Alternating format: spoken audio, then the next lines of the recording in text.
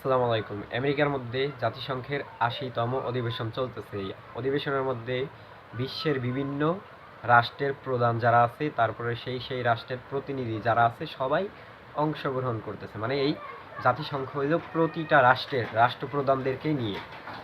এখানে যারা আছে প্রতিটা রাষ্ট্রের আপনার প্রধান, তারপর হচ্ছে সেই রাষ্ট্রের প্রতিনিধি, মানে রাষ্ট্রের প্রধানের পাশাপাশি আরও কিছু প্রতিনিধি থাকে, তাদেরকে সবাইকে আমন্ত্রণ করা হয়েছে। সেখানে তারা সবাই গিয়েছে। সেখানে সবাই যার যার বক্তব্য রাখছেন। এক পর্যায়ে চলে আসছেন নেতানিয়াহুর বক্তব্য। সেখানে এই ফিলিস্তিনের গণহত্যাকারী নেতানিয়াহু তার বক্তব্য দেওয়াকালীন ওখানের মানে রাষ্ট্রের প্রতিনিধি যারা আছে তাদের ৩ ভাগের মধ্যে ২ ভাগই আস্তে আস্তে উঠে চলে যাইতেছে।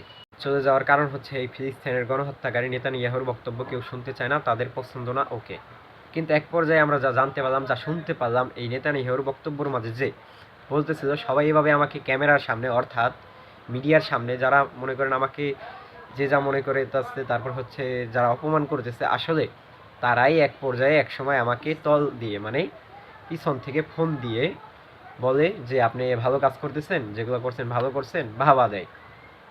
তাহলে বুঝতে পারছেন আসলে তারা যেগুলো করছে অথবা যা করতেছে সেগুলো সব কিছু হচ্ছে লোক দেখানোর জন্য, মানে আমাদের সাধারণ জনগণ যারা আছি পুরো বিশ্বের, তাদেরকে দেখানোর জন্য যে আমরা নেতানিয়াহুর পাশে নাই, কিন্তু তল তল থেকে ফোন দিয়ে তাকে বাহবা দেয়। তারপর হচ্ছে তাকে স্বাগতম জানায় এই সব কাজগুলো করার জন্য, এই গণহত্যা চালানোর জন্য।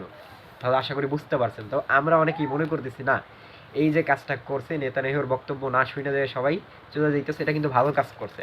আসলে কিন্তু ভালো কাজ, কিন্তু না, এটা কোনোভাবেই ভালো কাজ না। সেটার কারণ হচ্ছে ওই যে বললাম, তল থেকে ফোন দিয়ে নেতানিয়াহুর কাছে বলে যে আপনি ভালো কাজ করছেন, খুব সুন্দর কাজ করছেন।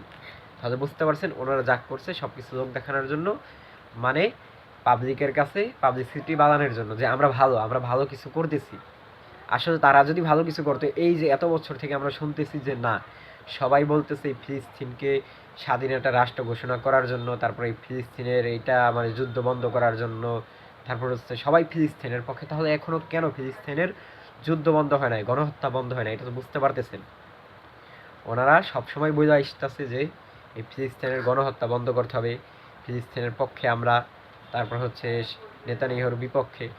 সবই যদি বাস্তব হয়ে থাকে, লোক দেখানো না হয়ে থাকে, তাহলে কিন্তু এতদিনে এই গণহত্যা বন্ধ হওয়ার কথা। আসলে না, তারা সবসময় নেতানিয়াহুকে উপর দিয়ে মিডিয়ার সামনে সবাইকে মনে করেন, সবাই প্রচার করে যে না নেতানিয়াহু ভালো না, এইটা ওইটা, কিন্তু তল তল থেকে নেতানিয়াহুর কাছে ভালো একটা খাতির রাখে।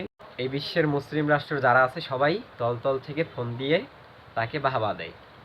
তো এটা হচ্ছে মেইন কারণ। এটা যদি না হতো তাহলে অবশ্যই এতদিনে তারা যে বলতেছে এই যুদ্ধ বন্ধ করা দরকার, এই যুদ্ধ মানি না, তারপর হচ্ছে ফিলিস্তিনকে স্বাধীন রাষ্ট্র হিসাবে ঘোষণা করতেছি, এটা যদি বাস্তব হয়ে থাকতো আসলেই তাহলে এতদিনে এই যুদ্ধ বন্ধ হইতো।